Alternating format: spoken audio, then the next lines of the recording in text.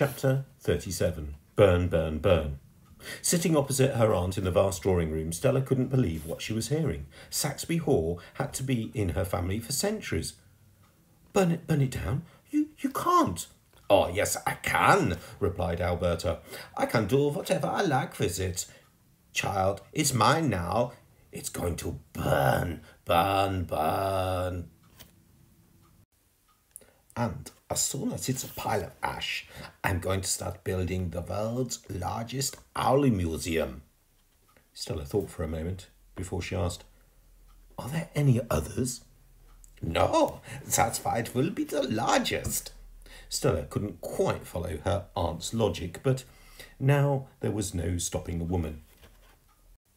From a nearby shelf, she pulled out a huge rolled-up sheet of plans and presented them proudly to her niece. I have been working on this for years. Lady Alberta's Allium. The plans showed a vast owl-shaped concrete building with various different rooms. These included an owl cinema. This was for showing of owl-related films only, though none had actually been made yet. An owl cafe, selling treats made purely from owl droppings, e.g. owl-dropping flapjacks, owl-dropping pâté on owl-dropping toast, owl-dropping chocolate truffles, an ideal gift for an elderly relative who you might want to get rid of. A huge library containing all the books written about owls over the years, all 7 of them. An owl grooming salon. 3 types of toilet, gentlemen, ladies, and owls. A lecture hall where Aunt Alberta could make 4-hour-long speeches about the history of owls. A gift shop selling owl bookmarks, thimbles, stationery, sets, porcelain figures, key rings, and lawnmowers. Plus a huge selection of gramophone records of twit touring. An owl-free room. This was a room designed for those visitors with zero interest in owls. It would have an owl in it. My Allium will make me a fortune, proclaimed the woman, just getting into her flow now.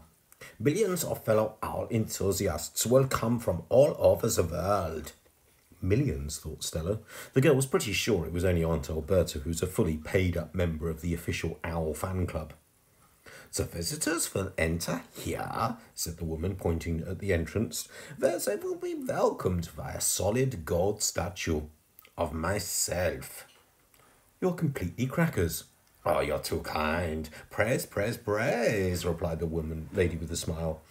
Once through here, you will be able to feast your eyes on every single species of owl from all around the world, stuffed.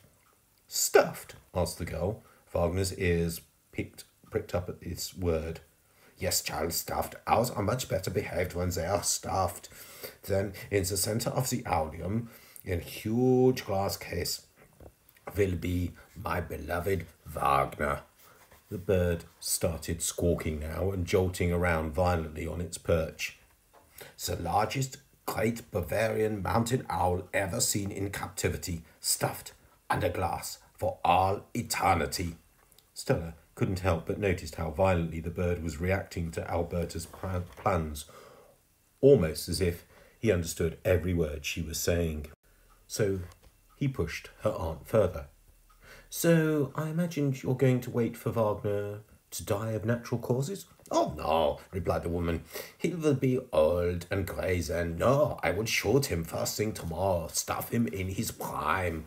Wagner was now frantically circling the room at speed, squawking like crazy.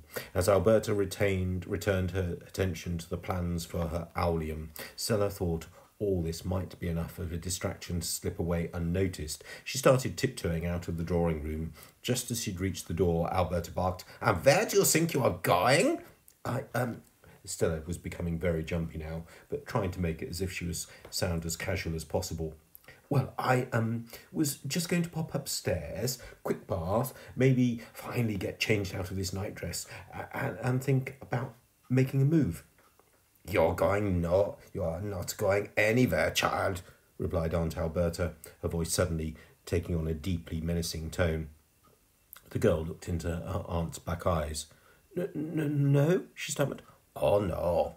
You know far too much. I've been arranging another little accident. Especially for you. An accident? Yes, Aunt Alberta smirked.